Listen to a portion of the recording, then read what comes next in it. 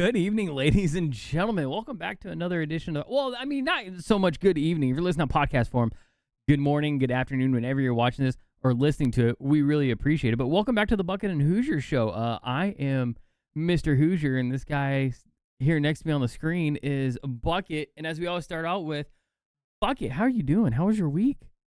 What's up, man? Good. I feel like I'm still getting in the swing of things. School for the kids. My kid just started back today. Things. Oh, yeah. It happens so fast, and it still feels like summer out here. So you don't want to go outside. You don't want to do a lot of the things. But I have a lot of stuff going on outside of that. Hey. But okay. I still got time on the weekends to flip on some Rocket League and see what's good. Same. You're okay. We're gonna back up and talk about the weather situation, right? At least you're dry heat. I don't want to. Don't even give me that. Yes, you're what? Go turn your oven on to broil. Yep. And then put your face next to it and open it. I grew up in that. And just open it. Yeah. And that's what it feels like when you walk outside. Literally, when I was 16, you would keep a towel. You kept a towel in the car so that when you got in, you could put it on the steering wheel so you could start driving. Because it would take like 30 minutes to cool the car down. But that was before global warming. Oh, stop it. That was the 70s? Get out of here. Hey, look, we got some of the OGs in the chat. Hat Dad, Favorite, Papa B. I just turned on the screen myself. Yeah, what's going on, guys? Welcome. But yeah, no, this humidity is terrible. I hate humidity. I can't do it. Yeah, that's fair. But you know what you're getting. It's like, all right, I'm going to sweat. Just deal with it and move on with my day. Carry a towel around. So either situation, you're carrying a towel around. Merc, what up, man? I think that's what we got to on that one. But yes, there was some Rocket League this weekend, and ladies and gentlemen, NA's on top. We're back for a minute. Well, I mean, you go out like that, right? That's right.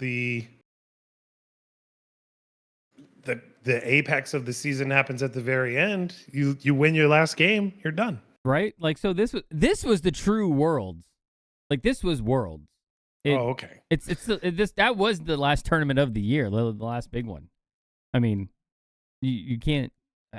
Why do they have Gamers8? So if you don't know what we're talking about, Gamers8, it's a 2-week long plus bonanza of esports. It's got a bunch of games, and I'm not sure why Rocket League is very last. It can't be the most popular. If it is, that's amazing. Does it even have the biggest prize pool? I don't know, but it was last. I'm assuming because Worlds was happening at the same time, and they had to get some talent there. But it was really fun to watch. So what do you know about Gamers8 besides what I just said? How does it work? I mean, I know it's sponsored by the Saudi government. This came out from their... Lots of advertisements there because their branch of Rocket League's prize pool was $2 million. Yes, their prize pool is $2 million. Yeah, the Saudi government created this branch of government about 2 years ago, and this is where it comes from. It's also, like, this is lumped in with Live Golf.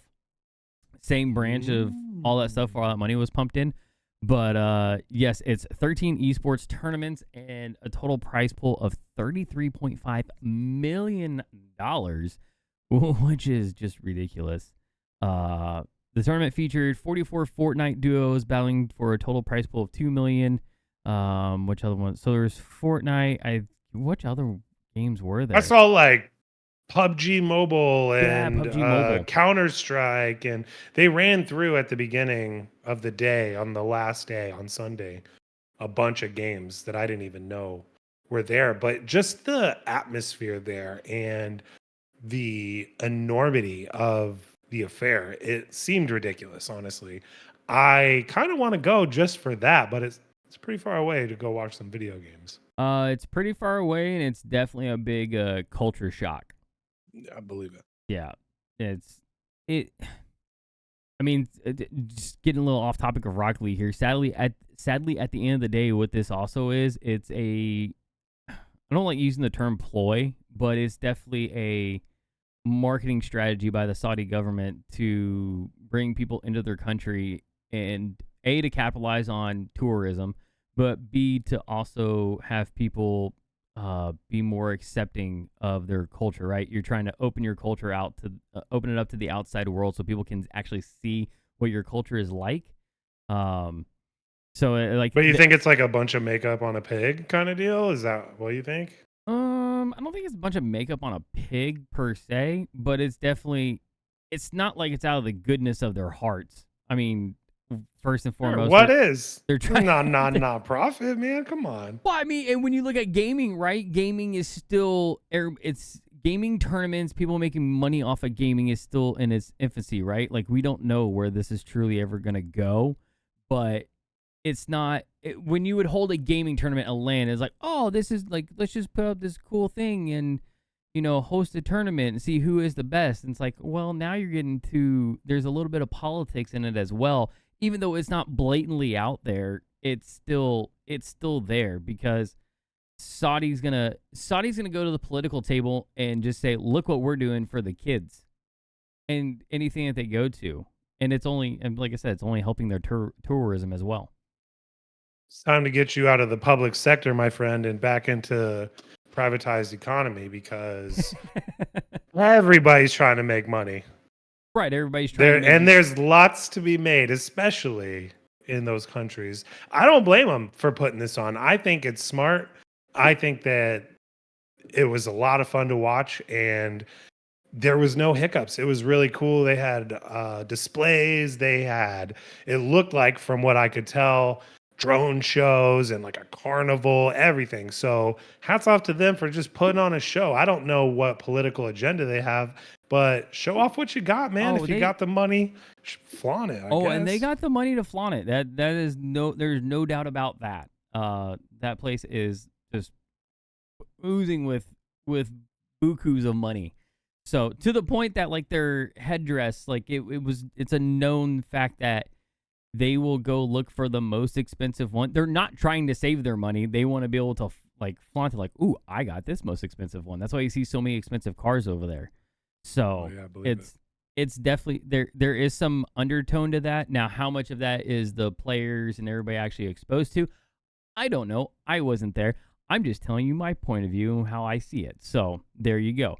But you've traveled a lot more than me, that's for sure. But I still, from looking inside, seemed pretty cool, but I wasn't there and I didn't look too far into it. So Rocket League, though. Rocket League was there. That's what I watched. I didn't watch anything else.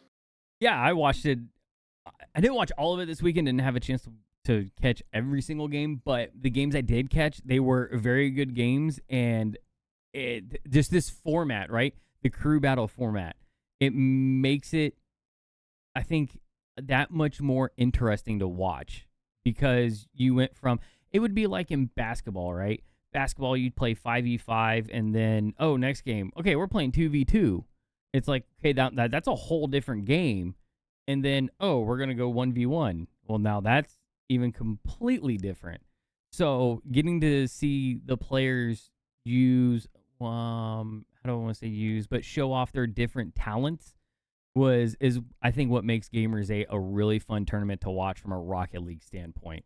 But I don't know, what was your take on crew battle? Crew battles, man. I think it's super cool to see the other game mode shine. I mean, 3v3, the ultimate, this is Rocket League format.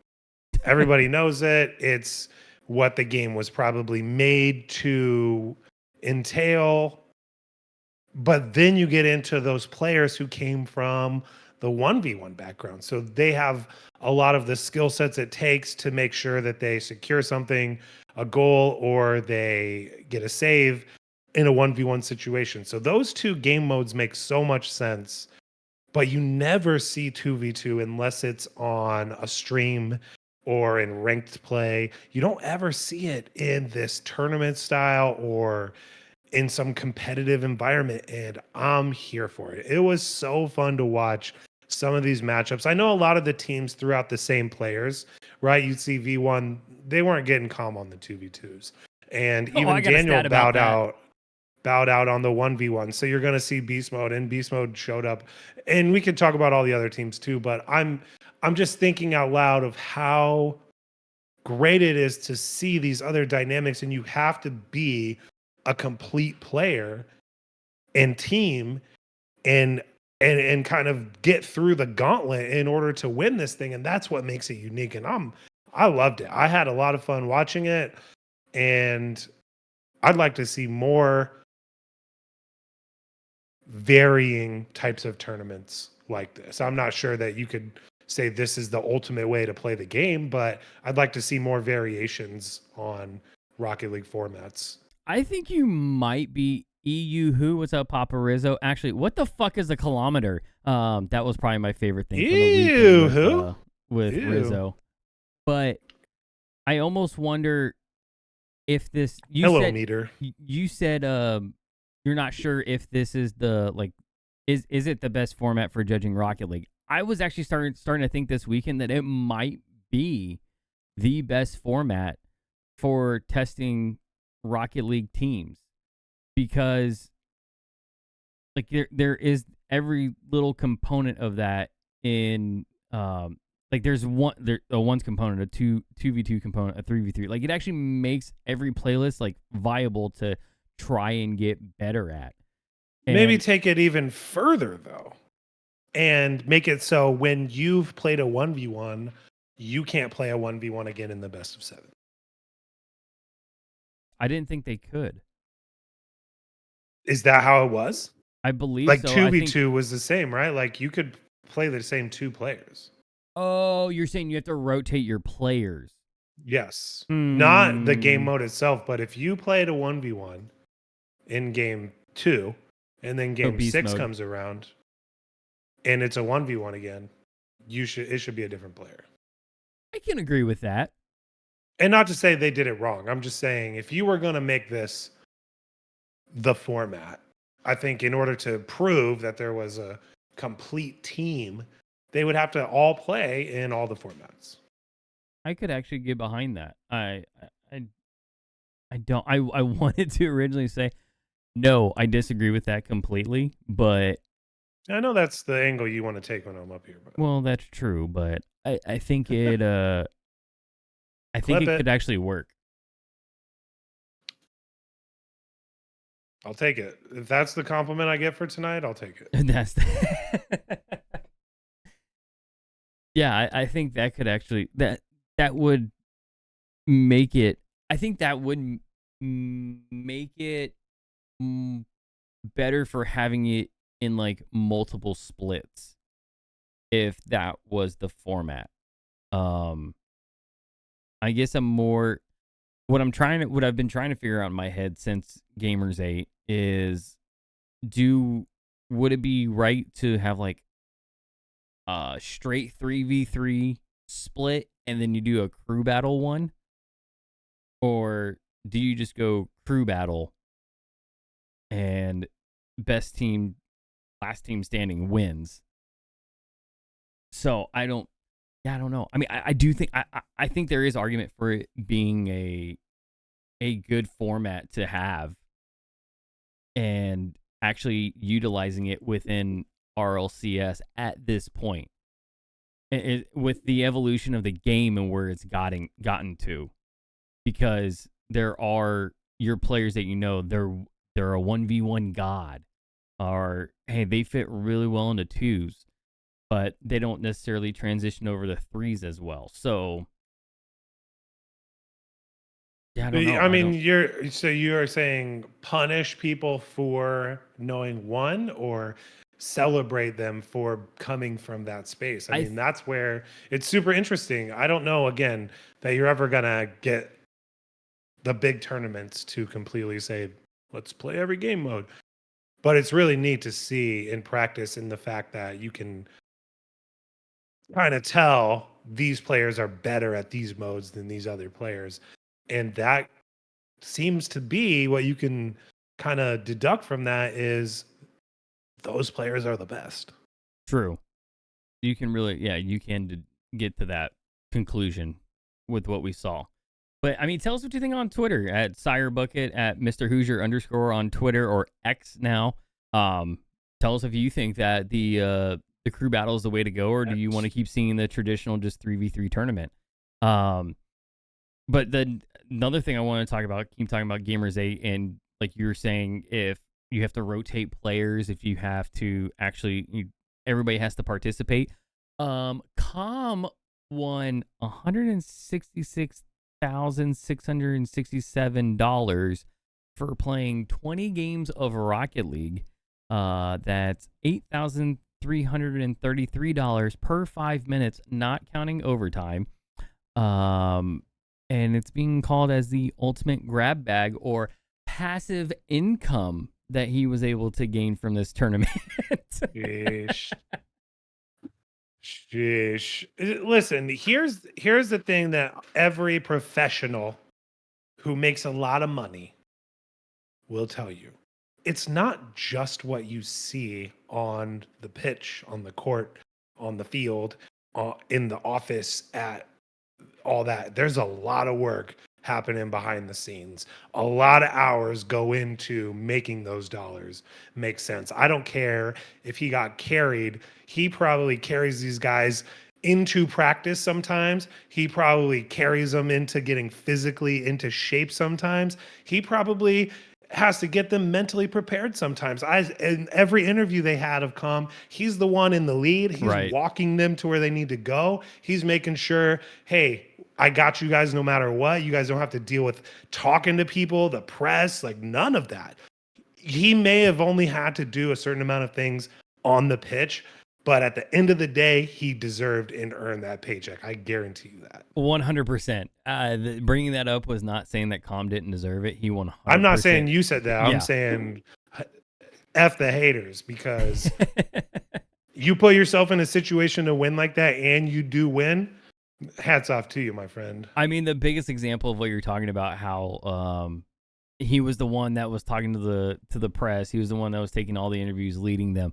He was also the one that when another team was wanting to talk shit, he was up yelling right back at him. I think it was the Liquid game too. He was going back at Oski, and it was that clip was just awesome of him yelling Oski's name over and over and over. Mm-hmm. Like he definitely looked like the angry American over there, and I love it 110%. Imagine too, if you will, a Daniel in beast mode and ex-player who doesn't have a personality like that, and them just having to deal with those things and more stress that it adds and all the things that they just didn't have to worry about. So yeah, there's a role for everybody.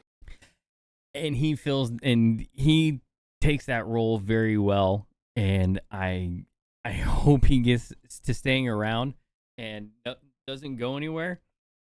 But we saw Com make that much money, and then we saw Beast Mode himself not only winning it with his team, but he also takes MVP, which earned him another prize pool on top of that. I think it was like $100,000 for being MVP, which is just nuts. On top of the team already winning $500,000. Pray to God that you guys have a good pack return. That's the opposite of what I'm talking about, of all the work behind the scenes. He did put a lot of work in, but he still showed up and put it on display for everyone to see, and he did an amazing job. I kept waiting. I'm like, he's gonna mess up something, and he just never did. It was unbelievable performance by Beast Mode. And again, I don't care where this team is from or where they started or what they didn't get done. They really showed that intangible thing over this weekend to me. Something that I'm hoping they can carry into next year, so we can finally get to that level of competition whenever everyone says that's the team we have. Let's get as good as them. Let's try to beat them. And then we raise the level of competition in North America, because we have a super competitive team now who's starting to gel and play together. Right. And the whole Beast Mode subbing, basically subbing in for Daniel into the 1v1s brought kind of like it brought a thing to Rocket League that I think that we've kind of been missing if we compare it to traditional sports. So traditional sports, right? There's any point in time, if you're not performing, you could get benched and someone's going in for you. And everything we've seen in RLCS, nobody gets benched until the end of the entire split, and then you'll see if people move. But in this tournament, my words are going to be harsh because Daniel, you're not performing, you're getting benched, beast mode, you're in. Whereas like Com put it in one of the interviews, they had just been doing private 1v1s and Daniel was struggling, but Beast was performing. So the decision was made, all right, beast mode, we'll have you take the 1v1s. So actually stepping into that role after, because he didn't start playing 1v1s until when was it? So V1, so Daniel plays a Tau in the Group D finals, and then Beast Mode took over in the final playoff bracket. So that would have been the last 2 days he took over playing 1v1s and performed. Not only performed, but then goes on to what was it, game 4, right? 1, 2, 3, 4. Yes. Beats TRK, which that was a big one. And then in Rule 1, we did get the 1v1. And he lost it by 1, which that 1v1 match could have gone either way. It was so close the entire time. Beast Mode pulling out that last second kickoff goal. He showed, I think, what a lot of people had forgotten about Beast Mode is that he can play 1v1s and he's really good at it. Right up there with Daniel, right up there with all of them. So, beating Turk, I mean, TRK, it was a show. He had some fakes in there. He had some momentum in there. He had some high flying acrobatics in there. He mixed it all in, some crazy saves in there. I don't know if anybody would have been able to beat him in that matchup. And he brought it when he needed to, and that carried them the momentum because they had lost that first I'm talking about the semifinals versus Falcons, obviously. They had lost that first 3v3 game and they were down 5-0 in like 2 minutes, and they came all the way back to make it 5-4. Yeah. And then they did a 2v2 and 1, and then they played another 3v3 and won 1-0. So they still haven't even scored a lot yet. And that was where the series obviously could have went back to even, or they go match point, and he took it. And I'm just saying that was an unbelievable showing. And speaking of that semifinals matchup, though, can we talk about NWPO? I don't know how they were saying his name, but this kid, how old is this kid? He's got to be 15, 16, 17 years old. Seemingly came out of nowhere and just, we have talked about him before. Yeah, I remember he was the one with the band. Yep. Right. And so he replaced. Yeah. Now that I'm seeing his name, let me look here.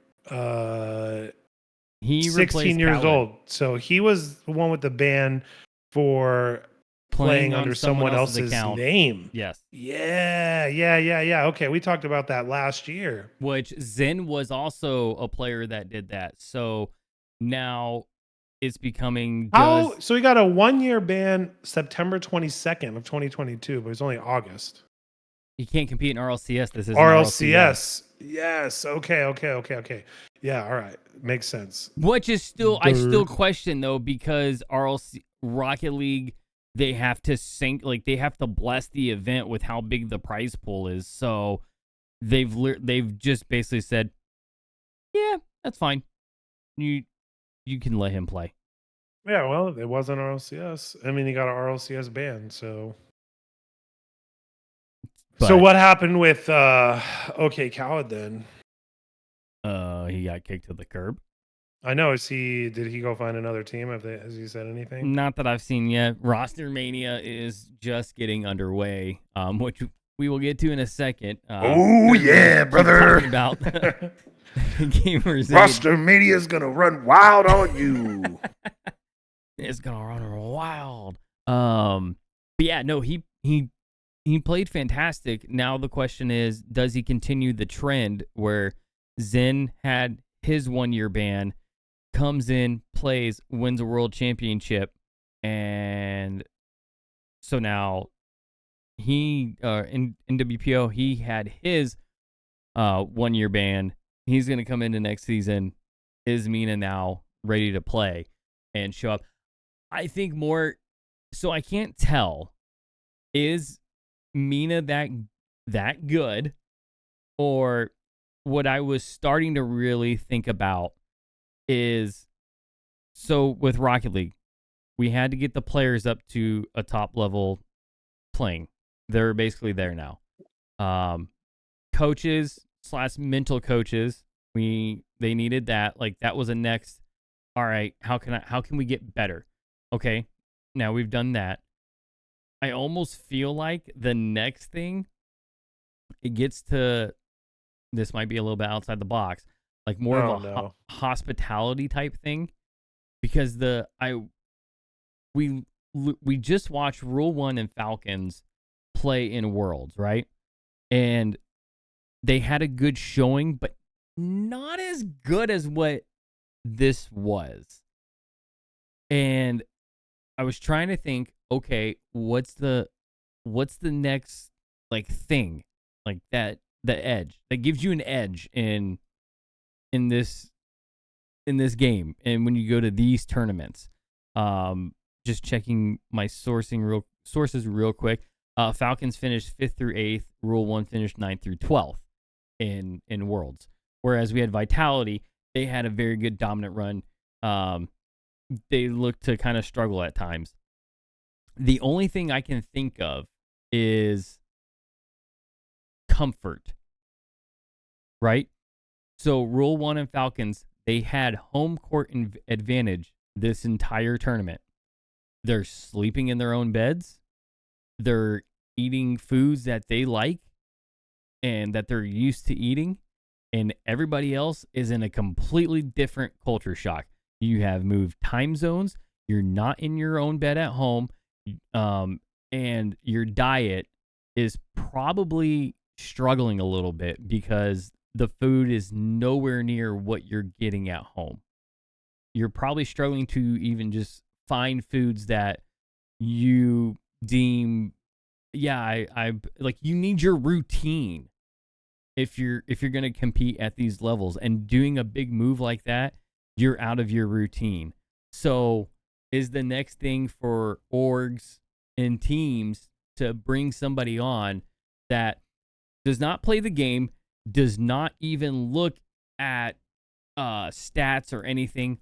All they're there to do is to make you comfortable, i.e. find the foods you like to eat, get the room at your rooms to as homey as possible, like just pamper the living crap out of you, basically, is what I'm getting at.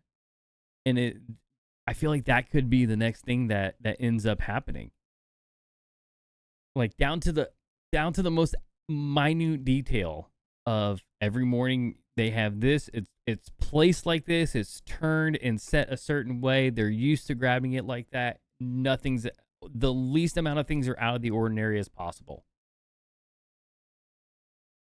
What do you think? You think that's the reason 2 MENA teams got to the semifinals? I think it was definitely a big advantage. Okay. It's interesting. I know that they had a couple advantages, like you're talking about, home fields, home crowd, sleeping in their own bed, eating their own food, knowing the turf, being able to be on the same time zone. Like, there's a lot to be said about those things. But at the same time, these two teams have showed up pretty recently, time after time.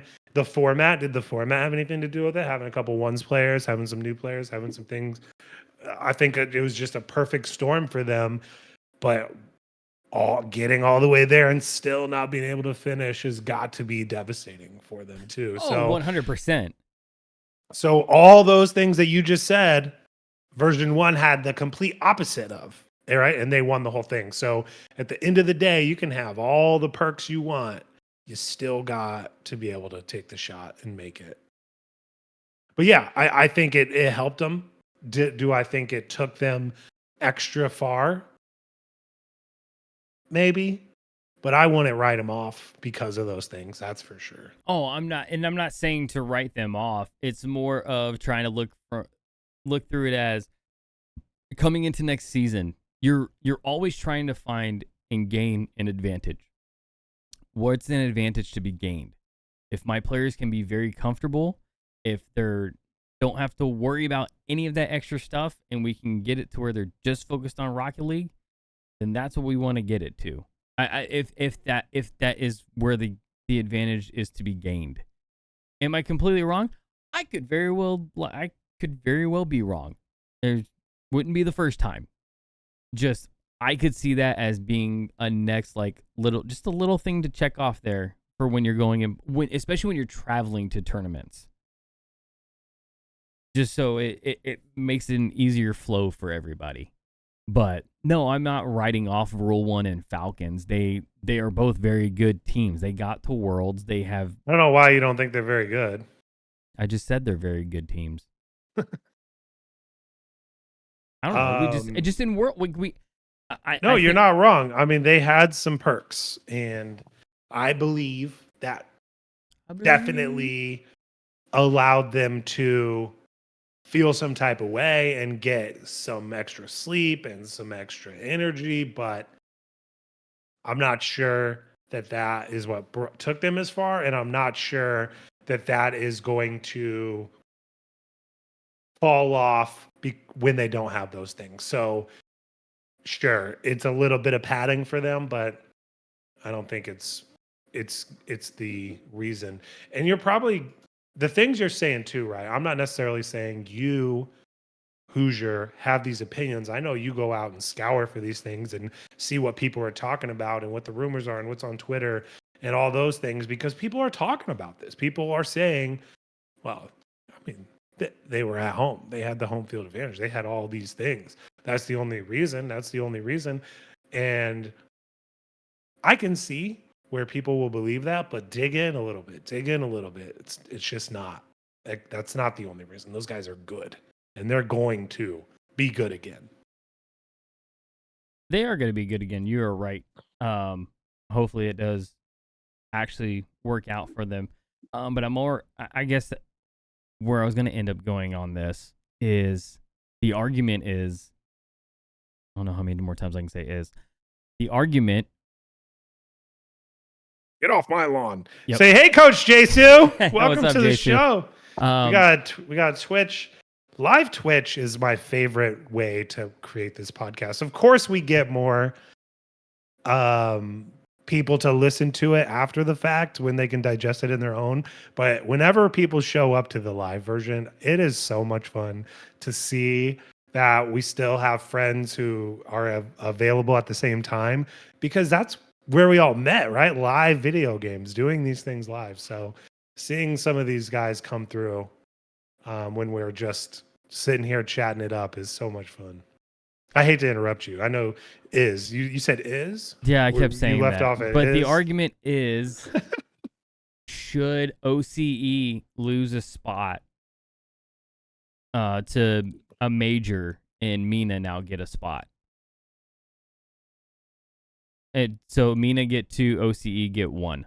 We better not have this conversation without old Graybeard around. He's SSA. I know. He may have something to say about their region, too. I mean, there's a lot of... I don't think giving spots away is the answer. I think adding spots is. No. Dude, you can't have wild card play-ins. You can't have things before. Doesn't Gamers8 have some like Games Without Borders and some extra tournaments? Well, yeah, that was the qualifier tournaments. That's what I'm saying. Get some people invited to an extra wild card qualifier, get some more teams on a bigger stage, and let them perform. Okay, so Gamers8 had 1, 2, 3, 4, 5, 6, 7, 9, 10, 11, 12, 13, 14, 15, 16 My teams man can count invited. so fast. 16 invited teams, and there were 8 teams that went through the qualifiers. 4 in NA, 4 in Europe.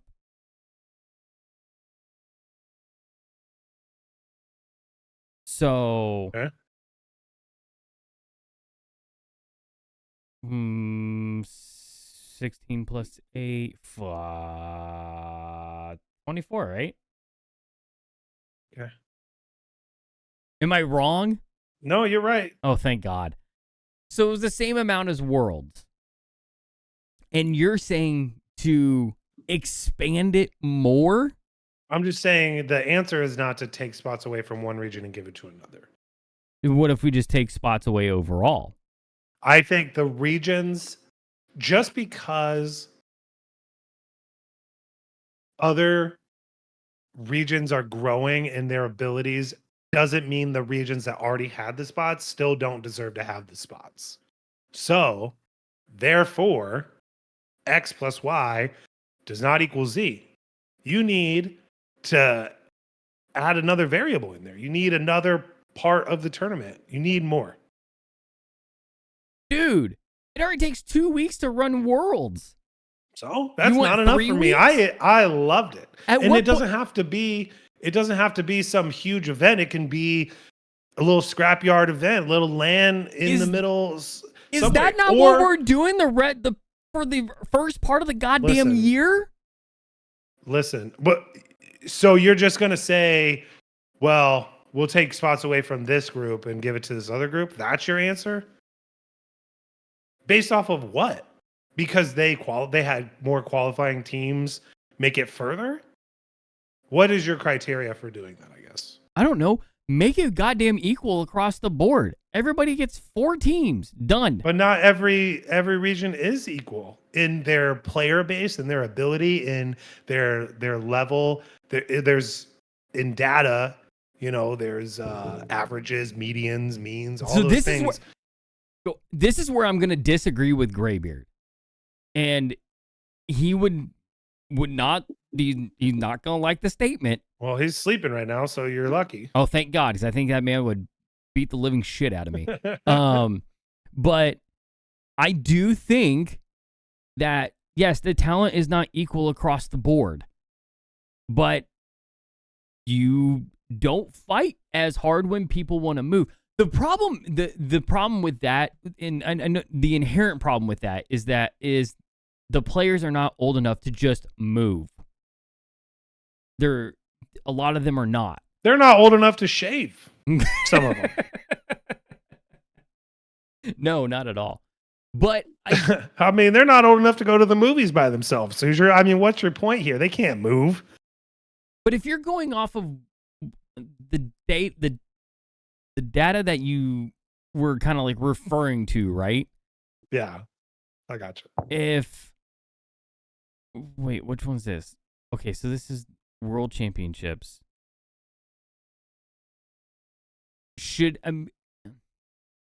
Right now, NA is not at the caliber of EU. So how is it fair that NA has as many spots as EU? Now, someone would go, well, if we're being real serious here. Oh, no, wait, they do have the same amount. I was about to say, I thought EU had one more. But they each sent 5 teams to Worlds. And MENA only got 1. I get that. And OCE got 2. Sam got 2. Sam has delivered on their 2, though. But if we're all being fair, OCE has not delivered on even 1. So if your criteria is if you have the spot and you don't deliver on it, we're going to give it to another region. Yeah. How would you know that MENA doesn't need 3 spots. MENA could need 3 spots. I'm just saying there's a lot of holes in what you're saying. There is a solution here, and it's more cowbell. No, but it is more spots. It is. It just is. But I mean, the problem that I have with what you are suggesting is at some point, there has to be a cutoff line at some point, or you're diluting the product. It's not as valuable when everybody gets invited to the table. It's not that way already. I want it that way.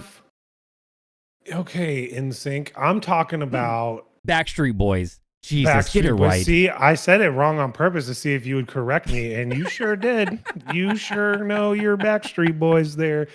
But seriously, there is.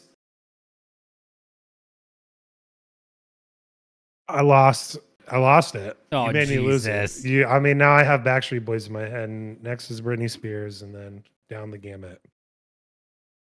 I'll get it back. So I was saying you're diluting the product if you keep inviting everybody to the table. Oh, yeah, you did say that. So I'm saying that more teams deserve to play more international level competition. Probably now, because the game has expanded into these regions, and they if you not only because your own region, why do you get to go play international? Because that region might be that good. What are you basing that off of?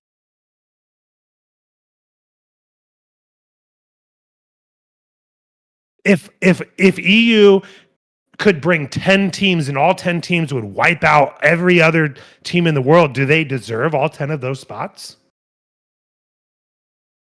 Arguably, yes. You're not wrong on that. But if the agreed to baseline is that you compete in your region and then you go represent your region at Worlds, then you need to beat your region. If you are not happy. What does beat your region mean, though? It means that EU gets 6 and NA gets 5 and OCE gets 2. Why? My vote? You get 3 or 4. Cut whichever cutoff you want. Every region, even if they're brand new to the game and they don't have anybody at the level of the competition, they're just going to get stomped around the yard. Or do you try to bring the best extra teams that you can and let them fight it out to narrow it down to the best 24 teams possible? You're still not helping the minor regions. What's your goal? My goal is to see the best 24 teams in the world. Then don't invite OCE or APAC or SSA at all. But we just said that MENA made it. Why are they making it? Because they're showing up, right? They're making it because the MENA players are within a server reach to play EU. Okay. So they get to play better talent. That's fair. So if you open it up to where it's like 4 teams, right? 4 teams from each region that go and play at Worlds. Now there's, and it also comes down to the players at the end of the day. They have to actually put in the time to play against those better players in scrims, which we always hear is trash and don't even take into account what happens there. But to get that breadth of experience, oh my God, I hate this term. Breadth of experience of playing talent that you have never played before, then you can bring it back to your region and now you're helping grow it. That would be the hope. Would it actually work? I have no flipping clue. Jesu says in chat, I wouldn't say NA doesn't have the talent. Look at V1. They just need to learn to play threes. You're not wrong. It wasn't that it wasn't saying that NA doesn't have the talent. I think it was more of does OCE even deserve to be there anymore? Here's my argument for this, right? NA, okay. But look at like OCE you're talking about. OCE, let's say, has 3 teams who always get to play against each other. Well, the one team knows how to beat those 2 teams, and they just continuously play that way. But then they get to the big stage and they try to play that way, but that doesn't beat those teams. They need more exposure of all those teams getting into the mix so they all can kind of understand what's going on and they all can get in the fight so that they can get better collectively. That's what I'm saying. It needs more international competition means more spots. So if V1 comes out next year and says, I just know how to beat Gen G, I know how to beat these teams, and they go out and they can't beat any EU team because they're playing a completely different way, or they haven't been able to play up to that standard, is NA just a subpar region? Well, or is V1 subpar because they beat their whole region one way and then came out and couldn't do that to another region? So there's so many arguments to be had here. My point is there needs to be more international options in play for the team so that they can get more exposure to how the game is played all over the world. Correct. That's why I'm saying that EU gets You're 3, saying NA give gets away 3, OC's gets spot 3. so that there's only one team that can come play in the tournament. Correct. Yeah. That's exactly what. So that's little exactly girl, what is you weren't right playing with that toy the way I liked it, so I'm going to take it and give it away to your neighbor. Say that again? No, I'm just giving you shit. But like what you were describing is what is happening right now. In that OCE, it's the same 2 teams. They get there, or even with APAC, and they get there, and then they get their dicks kicked in. It has not historically gone well. So try and open that up to where you do get more teams that international play instead of adding more. You're adding more teams while subtracting, but I understand, like, you just want to see a big Rocket League festival for like 3 weeks of nothing but Rocket League, which I'm not against. Are you mad about that? I mean, I'm not against it. It would be a good time, be a great time. I wouldn't be able to attend it. It would cost way too much money for me. But just go for a little bit. Yeah, we'll see. But me and your buddies have a little time, have some fun. But if we're trying to actually get to we're crowning a world champion. We're crowning the best of the best out of where they're at. Then I don't want to dilute it to let's throw more variables into the mix. Because then you could have a crazy team that gets a hot streak and just ruins it. Like, not ruins it, but you don't. I say that, but then I would also be the person who goes, well, if that team was really good, then they would have beat that shitty team. So I don't know, but I just feel like if you expand it even more teams, go to 30. It's like, what are we doing? We barely get to watch half of what's going on anyways. So what would we actually be? What would we get to enjoy as a viewer? And I think as a viewer, you would want to see just what is the best of the best coming out of the regions. Take the Olympics, right? You know, when the U.S. basketball team goes up against a certain country, that's going to be a snooze fest. But hopefully that country still learned something. Papa Rizzo in chat, but OCE did better than APAC, SSA, and a couple of EU teams at Worlds. Are you sure about that? Papa Rizzo coming in hot with the facts. My man knows all about fax machines. G1 doesn't count. Those guys weren't even getting paid. So semantics. Oxygen's in shambles up to that point. Oh Lord, here it comes. My man will never just say, you're right, I'm wrong. Let me give you all the excuses real quick. Limitless is SSA, so I will give them credit. Like they did a good job. Valiant. Remember when Papa Rizzo came to chat with us? Oh wait, he didn't. Oh wait, the highest performing OCE team was Power, and they didn't. An Elevate and APAC team did better than them.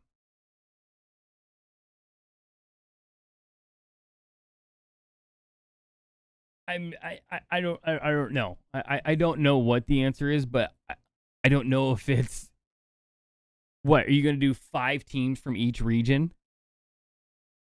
I'm not doing anything. I'm just saying more. If you were the commissioner for a day, what would you do? If I was the commissioner of Rocket what, League, this tournament? Of RLCS. Of RLCS. Of the non-league. I would find a way to allow more international play. I would get the guys who need more exposure to high level play. That I would try to figure out what that means, whether that's region to region, go have a tournament each other, and then maybe regions come out and qualify to get spots. So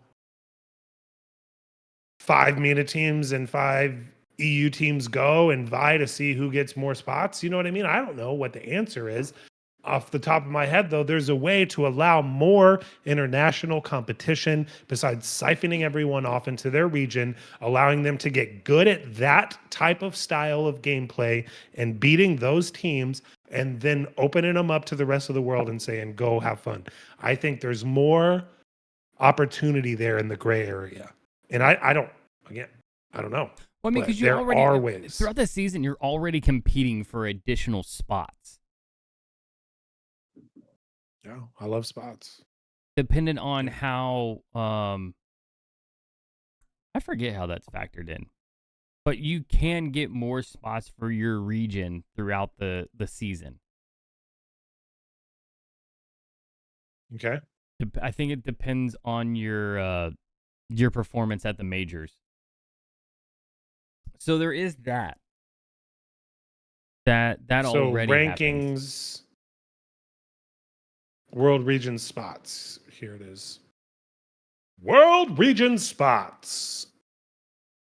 So in total, 24 teams will go to the World Championship. 8 teams will go straight into the group stage and 16 to the wildcard event. Before the season, the quantity of teams that would qualify for the World Championships from each region would be a fixed number. For example, Season 8, it was guaranteed 4 EU, 4 NA, 2 OCE, and 2 SAM teams to qualify. So that's pre-2001, 2002.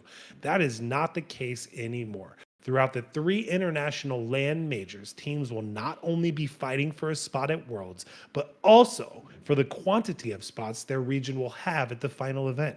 Their results will contribute to the point total the region spots will have. For example, if FaZe Clan finishes first in the fall major, then they will receive 32 points towards their LCS points, as well as 32 points to the NA number 1 seed regional spot.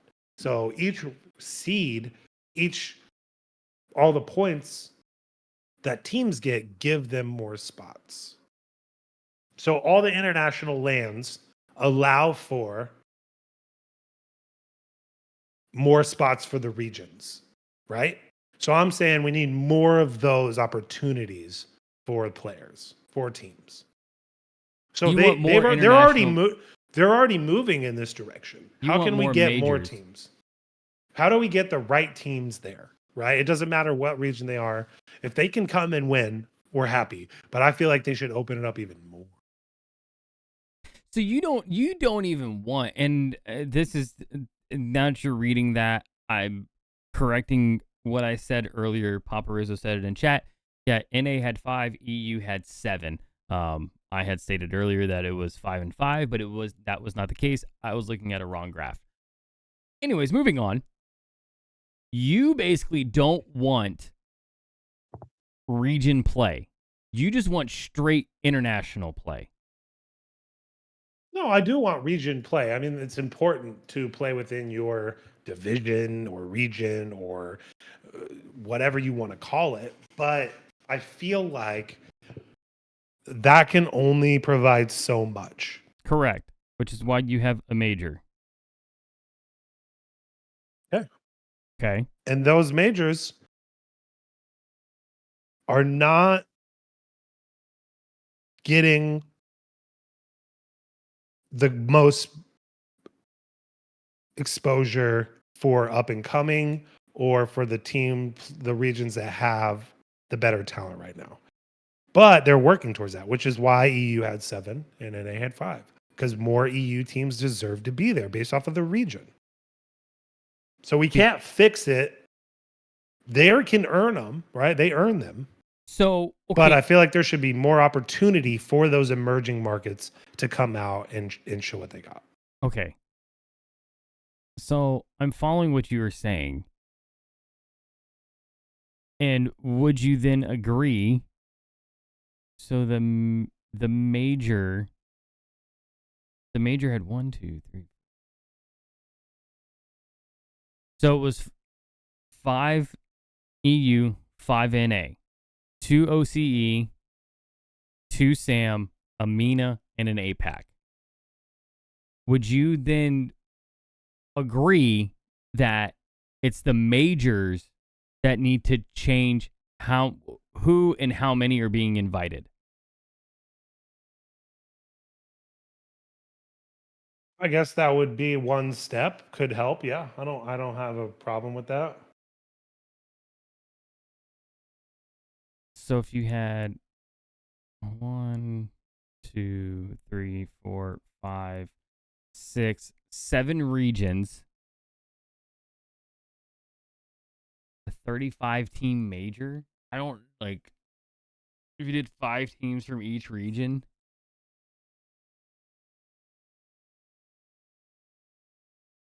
If that would be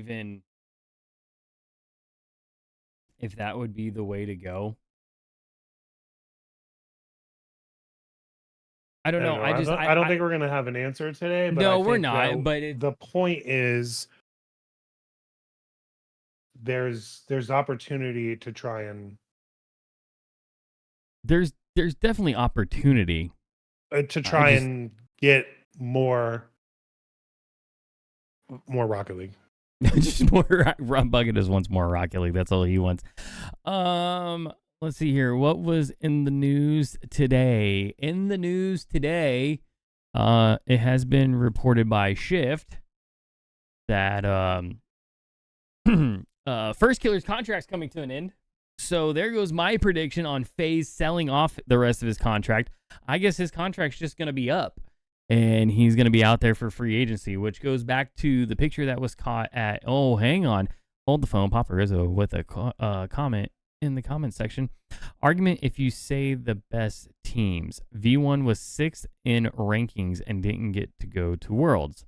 They could have made waves there. 100% agree. They also shit the bed in spring.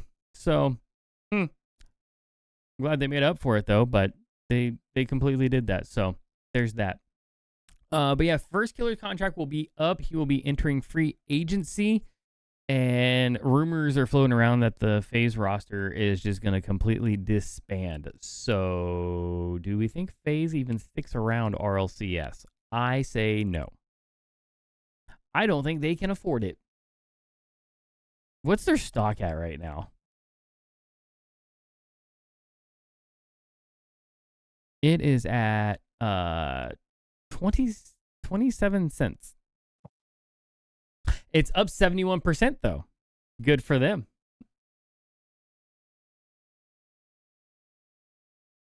But yeah, I don't. What do you think? Do you think FaZe even sticks around on the scene? Where do you think First Killer goes? What's in Bucket's head?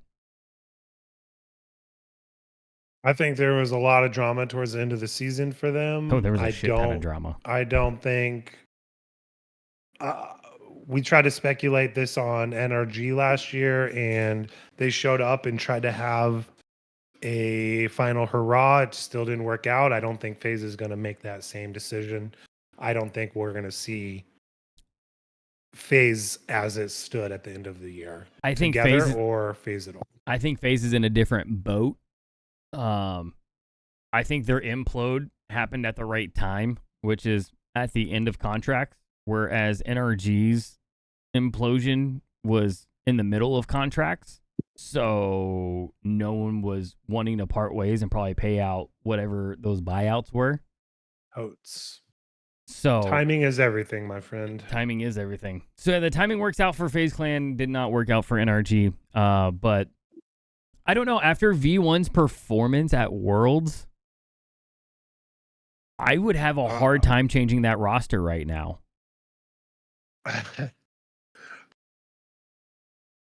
I mean, I gave you all the reasons at the beginning of the episode of why COM fits into that system so well, and none of it had to do with gameplay, and none of it had to do with all those things. So correct, but we do have to back up for a second because thank you for bringing it up, Papa Rizzo. I completely forgot, and it was on my list of things that we were gonna bring up. Can we give a big hats off to the 30-year-old that held his goddamn own there at Gamers8 in Chrome, stepping in on FaZe Clan. Is retired on Liquipedia. Yeah, it's retired, but this man came out of goddamn retirement and he looked good out there. It was fantastic. I mean, hanging in there for the old guys. It's sad to say the 30-year-old is the old guy, but give him a few more years before you call him old. But I agree. Really cool to see. Yeah, they need to change that in Liquipedia from coach to player for FaZe Clan. We need to get him up here. Papa Rizzo, if you have a line to him, we would love to speak with him. We have some guests trying to line up. Working on it. During the end of summer and fall here, but time gets away from us pretty quickly. Oh my God. Before you know it, it's the weekend, and then it's Monday, and we're here again. So we want to get the calendar filled up, but I would love to talk to some of those guys. But yeah, FaZe Clan coming out and with their sub being their coach, and wait, what is? Hang on. It says one thing in one spot. Show match Gamers8. Oh, I didn't even see that show match. Oh wait, that's 2022 as a player. Oh yeah, he's probably over there as player, as coach. My bad. I was mixing something up. But yeah, so I mean they didn't get too far in the tournament, but they do take 13th to 16th place, and it was to have to step in at that last moment is awesome. On the side note of that, whatever was going on with Sipical, I think it was something with a medication change and it didn't work out for it. It was struggling on him. Hope all is well. Hope he gets better. Don't wish ill will on anybody, any of the players. They're all fantastic and they give us something to talk about. But yeah, hope he gets better and makes it back. But it was fantastic to watch Chrome play, and I'm glad we got to see it. As who knows if we will even see FaZe Clan back. I would be kind of shocked by that because I don't think they have the money to keep up with players right now and what Rocket League is costing, unless something comes out with franchising, which who knows. But yeah, good luck. Other news today was Gen G is looking to move on without Nolly. Nolly being one of the two originals that came over from EU. He came over with Abjack, and they picked up Chronic. And they just did fantastic at the start. They still had a very good season overall. You can't take anything away from them. But for them, like, where did they finish overall? So they finished 5th through 8th in Worlds, and then at Gamers8, 5th through 8th again. So good season. Probably didn't end the way they thought it would with how the start went, but they still did great. I'm just more shocked that it's Nolly that is moving on and not Chronic. Even though Chronic did show his worth, I think, this season. Yeah, still kind of. I've always liked Nolly, especially since last Worlds and how he came out with a vengeance, right? He had a chip on his shoulder, performed really well. takes his chance, comes over to NA, is still doing very well. He's still a top performing player. Yeah, I'm curious of the answers on that one and where he lands, or does he go back to EU? That's going to be the real telling thing. Does he try and build a new team in NA, or does he just retreat back to EU and pick up a team that's looking for players back there? Yeah, sometimes it's just not a fit, man. I mean, it doesn't seem like there was a lot of bad blood there. Maybe there was. Maybe they just didn't get the results and they said, we had it, we lost it. Let's move to something else. Here's our system. Do you want to be a part of it? Okay, it's not working out.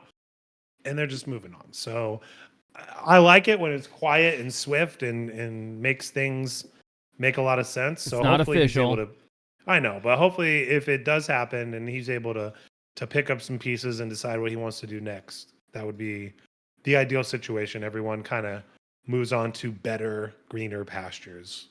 Sometimes the good grass is just too brown where you were. I guess a tweet from Nolly today. He says, although my future is uncertain right now, I can guarantee that I will bounce back as I always do. NA has not seen the last of me yet. So that indicates that even if he does actually officially part ways with Gen.G, he will stay in EU or in NA, my bad, in NA, and look to build a new team right now. Other rumors floating around, Brad from Crew is a free agent as well. Free agent now in his bio. What's another thing going on right now? Yeah, that's about it. I think that's about covers it for tonight. Yeah, buddy. Good arguments, good conversation, good people stop by. Love to see it, and look out for some more from Bucket and Hoosier. Just because Rocket League's over doesn't mean we're gonna take the pedal off the gas. We've got the website's up in Hamen. There's all kinds of things happening there, and we're trying to get some more guests lined up to find out the inner workings of what's going on behind the scenes and how people get to where they are, and what else is coming up next, and all the things. So stay tuned. We're excited. Stay tuned. The one thing of note that Bucket has actually gotten out there for the people, we have had people ask about merch, if we were ever going to actually do merch. And if you're in Twitch, you would have seen that we have an exclamation point merch going on in there right now. You can go to Bucket and Hoosier at My Shopify. So bucketandhoosier.myshopify.com. There is some shirts, hats. Take a look. Even if you just go and click on it, so it drives some statistics that people actually go and look at it. And if you're feeling froggy, let us know. Take a picture with it. Once you receive it, be sure to tag myself and Bucket in that picture so we can see that awesome merch out there on the people. And the people. Yeah, bucketandhoosier.com. You can get everything there. It'll connect you over to the Shopify. But bucketandhoosier spelled out.com, where everyone goes for all their Rocket League information. That's the shirt we need to do. We need and then we have to have Papa Rizzo wear it at a Rocket League LAN. He can be an affiliate. Or we just somehow get Wonka Wash to show up and do that. He would do that in a heartbeat. Oh, yeah. A lot of fun we had at the Worlds. I don't know. Ron might struggle with doing that for us because it's competing with Chalkcast, but I don't know. I think he loves us more at this point. Did you hear? Ron's kicking Dylan off their phone plan. He just dropped that bomb on him this weekend. Smart. He texted him and goes, "Hey, you might want to start looking for your own phone plan there, buddy." Those international calls are taking a little bit of a toll on the whole bill there. He says, "Yeah, it didn't work." That's you just next time he picks up his phone, it's going to get a dial tone. I think I heard this weekend he was looking into Boost Mobile, so I don't know how that's going for him, but yeah, that was also some funny content this weekend as well. Mick Wi-Fi. Yep, go use that there, buddy. Anywho. All right. Thank you to everybody that tuned in. If you're listening on a podcast platform, be sure to hit the notification button. And also, if you're listening there as well, if you feel like you know somebody who might want to listen to this, please share it with them. Post it out there. We appreciate it. We don't do any advertisement right now. If that were to happen, so be it. But if you just get out there and share it, we would be indebted to you and very grateful. Word of mouth, baby. Word of mouth is the best advertisement out there, and it is free, and we appreciate your all's help. So you all have a good one wherever you're at listening to this. If you're here on Twitch, have a good night. We will talk to you guys later on podcast platforms. Enjoy your day, enjoy your evening, and have a good rest of your week. Bye.